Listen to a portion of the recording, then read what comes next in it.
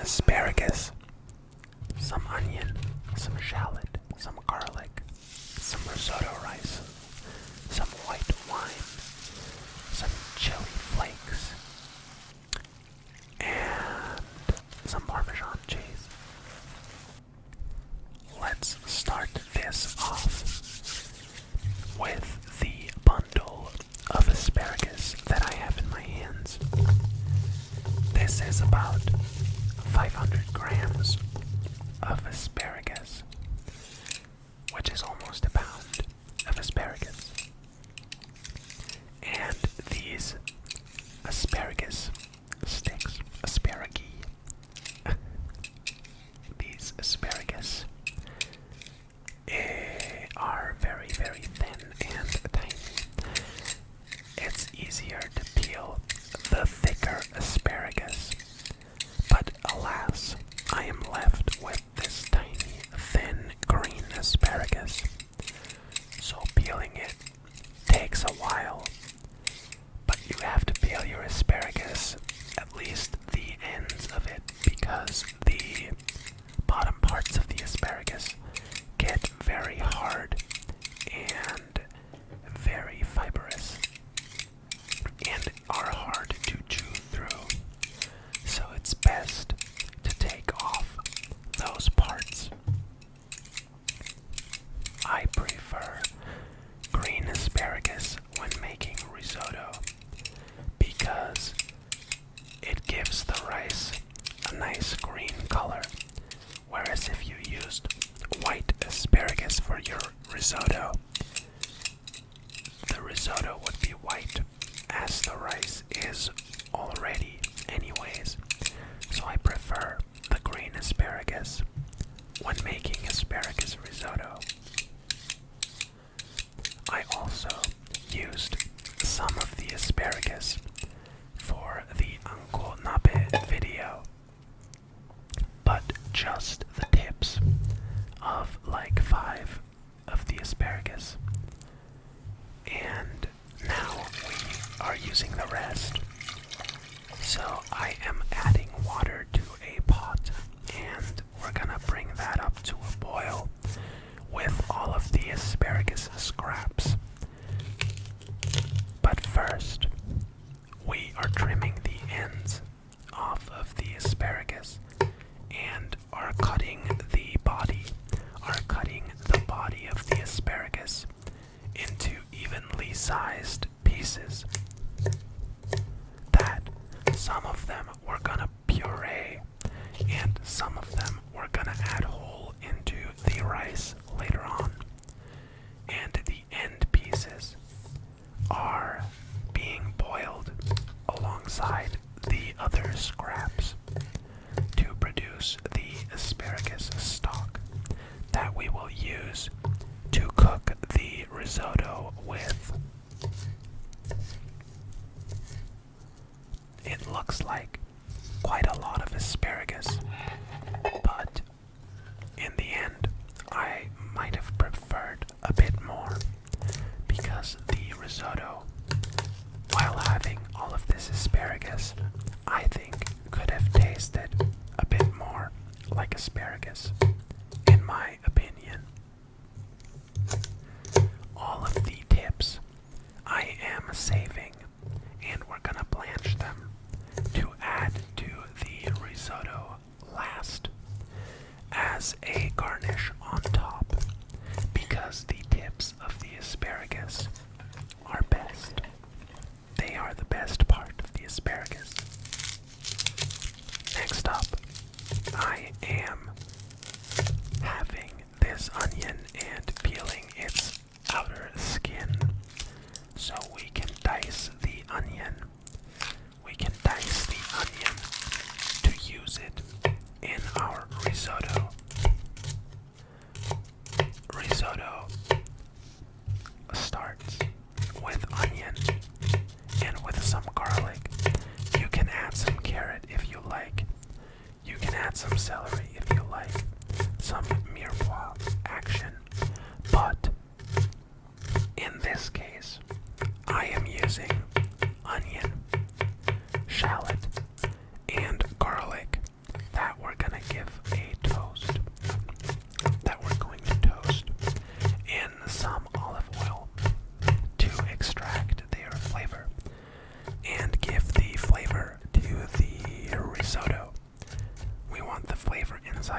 risotto, not inside of the onion and the garlic. So first up, we have diced this white or yellow onion, and now we have this beautiful pink shallot, or purple shallot, that we're also going to dice using the same method as we did with the onion. Asparagus risotto is probably the risotto that I make most often. I've done a seafood risotto a couple of times, but to be honest, I much prefer a paella over a seafood risotto most of the time. So when I have seafood and I want a rice dish, I usually make paella and not a seafood risotto. But you really can't go wrong with either. So we are now peeling this beautiful bulb, these beautiful bulbs of garlic, these 2 garlic cloves, and we are slicing them thin. We're slicing them thin as opposed to dicing like we did with the onion and the shallot. We are just slicing the garlic. We're just slicing the garlic. Now wiping the cutting board clean with a paper towel. Next up, we're going to bring all of these scraps inside of this water up to a boil. We're bringing the water with the scraps up to a boil and extracting the asparagus flavor out of the asparagus scraps. So we're boiling that for a couple of minutes.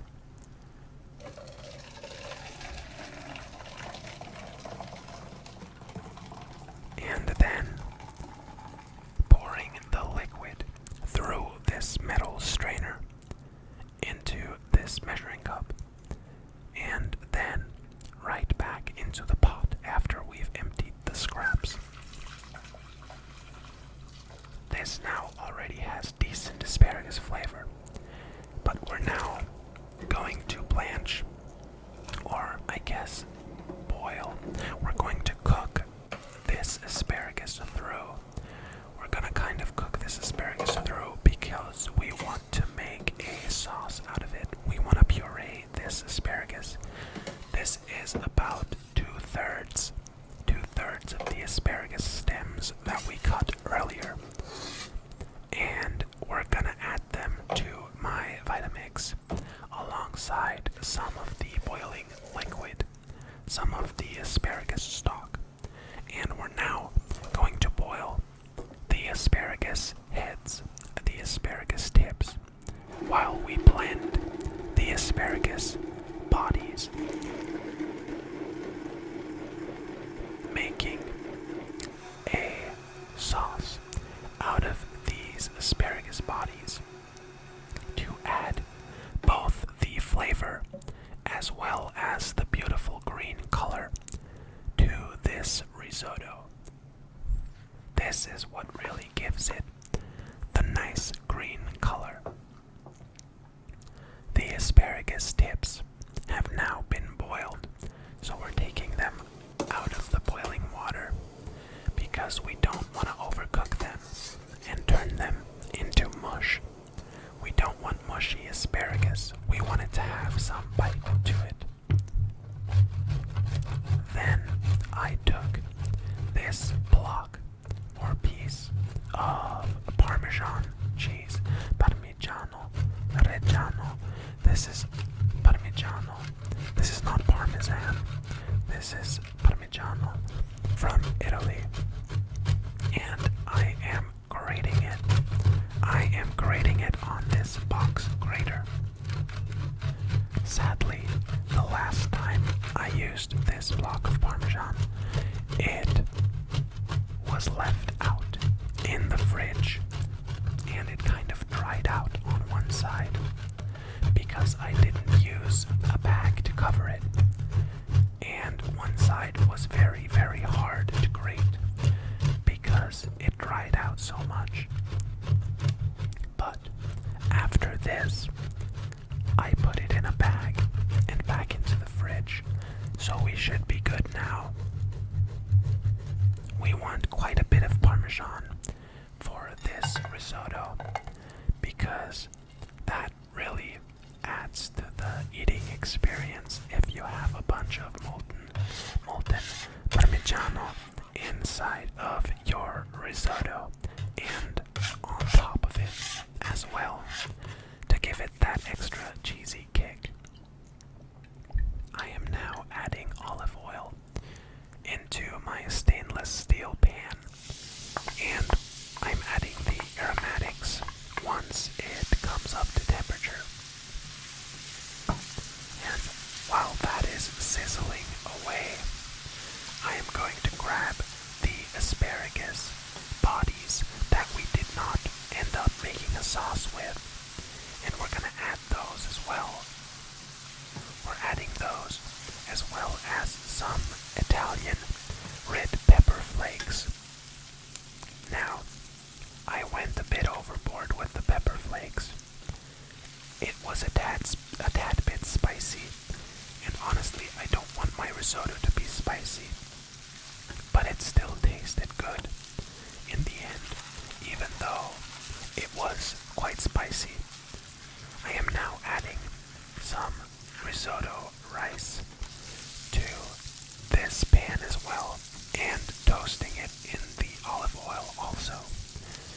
You want to mix it with the olive oil and sear it on all sides. You want to have a sear on the rice before deglazing the pan with some white wine. Now, everything fogged up because of all of the evaporation of the white wine, so I placed the camera further back so you can see, and your eyes aren't all fogged up all of the time. We don't want your eyes to be all fogged up when you want to watch me cooking this asparagus risotto. The cooking process of a risotto is you add some liquid to the rice and then you wait for it to reduce while it's on a high heat. And once it has reduced enough, you then add more liquid.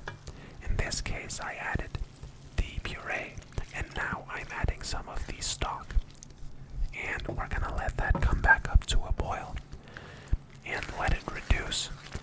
And while that is reducing, the rice is getting cooked, and all of the starch inside of the rice and outside on the rice is what makes the risotto so creamy.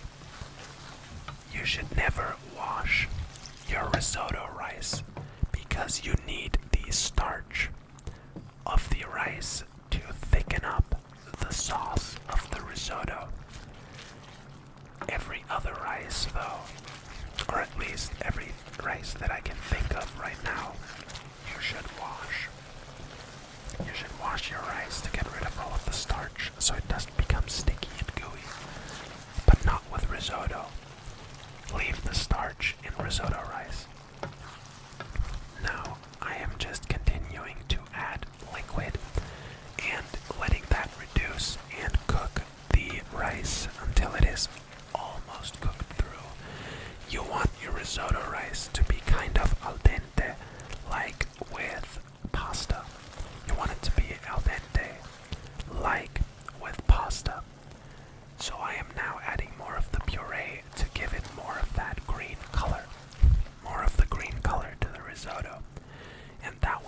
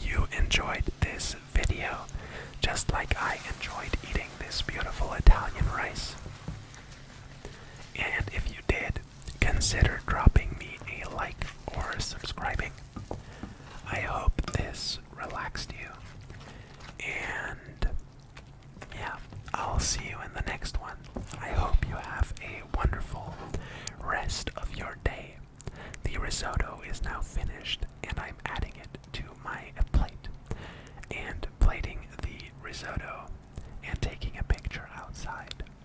I hope you enjoyed the video.